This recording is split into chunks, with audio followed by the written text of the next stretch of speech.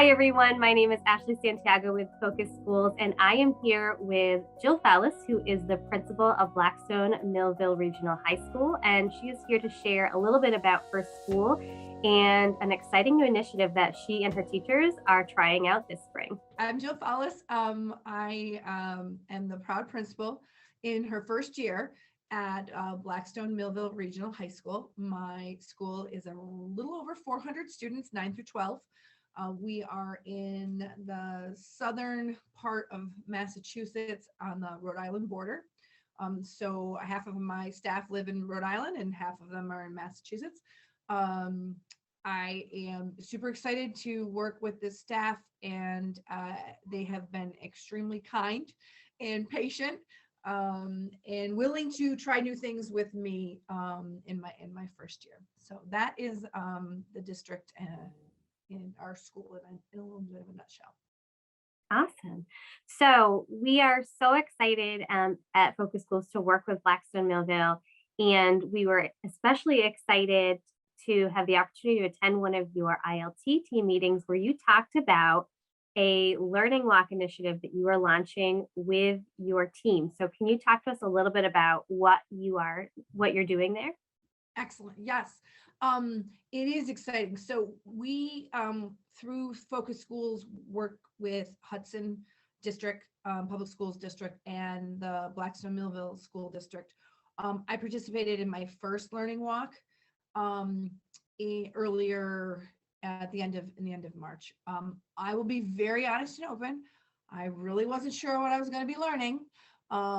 Particularly from an elementary school when I have high school and how this was going to be relevant. So I was a little skeptical. I was so pleasantly surprised at the ability to just be in a room and observe without having to think about anything for the teacher evaluation or anything like that, and just have fresh eyes. And I really learned a lot. I also like the part at the very end where you rip up your notes, so this is not evaluative. This is just great data and professional development. So when I finished that first experience, I went back to school and I said, I need more people to be involved. And this happened to have been at our elementary school in our home district. And I got two of my teachers, one from the my leadership team, and another that's not on the leadership team. And we went and they had the same experience. They were like, I really wasn't sure what we were going to glean from this elementary school. And we had some very similar experiences, like basic observations like, wow, our rooms are boring. Our classrooms are boring. We don't have anchor charts on the walls. That was fabulous. And that was something that, again, when I enter a classroom, I'm not always looking. Yeah, I might be looking for, is the objective posted, but I might not be looking around the room to say, wow, this is kind of, I don't know if I want to spend 55 minutes in this class either. Right. So I brought it back, and our leadership team said, yes, let's do it. And we're doing it. Awesome. So now what you're doing, talk to me about sort of the nuts and bolts of how are you doing this in your school? What is your vision and your plan? So we are fortunate that built into our rotation is PLC time. So there is, and we've had the opportunity, we've done this a couple of times, to do what we call PLC Palooza, where the PLCs all meet in one day. So we're doing something like that. I wanted to make sure that this was going to be have actionable feedback. So we're doing it the day of a faculty meeting. So it's going to be one full seamless experience. We have a drop rotation. So the one, getting all into technical piece. So the one group is going to go on Tuesday, but then everyone's going to meet, and the PLCs are by department. So for instance, the English department will go during our A period, and they'll be able to go to classrooms. Are going to do 3 10-minute walkthroughs, observations. We've designated certain focus What we're going to be looking for, mostly looking at is there evidence of our critical thinking and our instructional focus that we've been working on with focus schools? And are we seeing elements of ACE, looking at analyze, provide evidence, and can we synthesize this into coherent arguments? So that's going to be one of the pieces. And then at the end of the day, we'll all be able to come together, having all shared this experience in one, and do the debriefing. So it will be immediate. And we were really intentional about that. We didn't want to wait. We didn't want to be like, oh, okay, and then we'll do this in a week, or do the walkthroughs through the course of the week, which I know some schools may have to. It just worked out for us.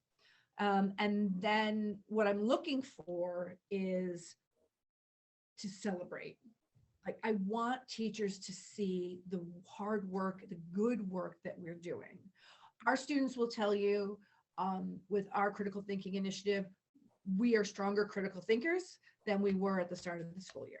And I love that. Like, they know what our portrait of the graduate, pillars are, and we're ready to move on. So I'm looking for that feedback from staff to know, where do we go next? Perfect time. It'll be in May. We'll be planning for next year, and this will be great feedback. I want them to understand also that critical thinking is happening organically, and students are starting to think that way, and support themselves, support their claims, even if it's not doing an actual ACE activity, a critical thinking activity in front of them. And I want the staff to experience this learning walk as a means of professional development. And my hope is that they will find great value in it, and we will continue to do this. And the learning walks will just become part of our culture. Awesome. So you have this incredible plan. You've worked it through with your teachers. I'm so excited to hear about how it goes for you and for your teacher teams. What has been the greatest challenge about pulling this all together? Great question. I would say that we were very fortunate in the nuts and bolts were laid out for us, because we have done not learning walks, but we've done this where we've had everybody meet, all PLCs meet in one day. I would say that it's the newness and not knowing what you don't know. I have made this, I have promised that I will not be in classrooms during this day. That this is all about them. I'll hang out with the kids in the cafeteria. I don't want this to seem evaluative at all. This is for their professional growth and for them to see all of the great things that their colleagues are doing, because our profession is very isolating. You're in your classroom for most of the time, and then you've got the 3-minute transitions where you're like, hi, your colleagues. I think it's going to be really important for them to have that interaction. But I think the concern is, what are people going to see? What, and so we do have an opt-out option. I have let the staff know. All of the staff are participating in the walkthrough, but you can opt your students out, and yourself out of being observed. So I want to create that safe space and eventually grow to the point in the culture where you just walk in. At any time. But we have students that wouldn't, classes that might not be appropriate to have other teachers in, and we have some rookies that this would be a little intimidating to have people come in, which I understand, and I wanted to make that a safe space. So I think the biggest obstacle is for the teachers is that unknown piece, and if they see something they don't like, is that going to be associated with me? Right. Which I think was important to let them know that any notes that they take gets destroyed. And I said that's really honestly the best part of it, because I was like, what do you mean you want me to take my notes? Right.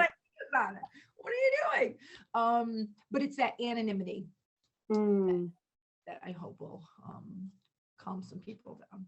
I can't wait. I'm so excited, because I really truly believe that great things are happening in people's classrooms on a day-to-day basis. So this is no dog and pony show. This is, if you've got a test, you've got a test. Like I won't schedule anybody to come in during your e-block. Like this is not meant to be anything, everyone polish up their lesson plans. It's just meant to be real so that everyone can see what's happening. And I love too your focus on celebration, because let's face it, in education, so often we're talking about numbers and data that can be celebratory or cannot be, and can be kind of scary. And we're always being hit, especially in recent years, with this gloom and doom, and your approach that it's about celebrating, it's about recognizing the great work your teachers are already doing is really, it's awesome. It makes me want to come join your team. That's the kind of building I'd love to teach in. So I so wish you well. I cannot wait to hear how this goes out, how this goes. But just sort of one last piece, in case some folks are listening to this conversation, like, wow, that sounds like a great idea. I wonder if that's something I could pull off in my building. What advice would you have to another principal or school leader who's interested in trying this? Well, knowing you haven't done it yet, but what advice would you give to somebody who wanted to try something similar in their building? I would say do it. Really, honestly, just make it happen. If you're looking for maybe some baby steps, my suggestion might be to go to another building that you don't know the kids, you aren't familiar with the kids or the teachers as much as you are obviously with your own building, and do that walkthrough to kind of buy yourself some street cred, like you did this. Sure. And this is really worthy, because I really did. I had that. Okay, all right, I'm buying in. I'm gonna make the Kool-Aid with this experience. Right. And that's why I'm so eager to share this with my staff. My other advice would be to get your leadership team in on that. And if you at all possibly can do this in conjunction with a staff meeting, what better PD than being able to talk about what you saw live in the moment and in that's affecting all of our students. So those would be get your leadership team, and if you can do it in conjunction with a faculty meeting, and finally just do it. Just jump in. Give me a call. I'll help you. Awesome. I'll be your cheerleader from the sidelines. Yay. Anything else that you want to add before we sign off? I really do believe that the best data is observable.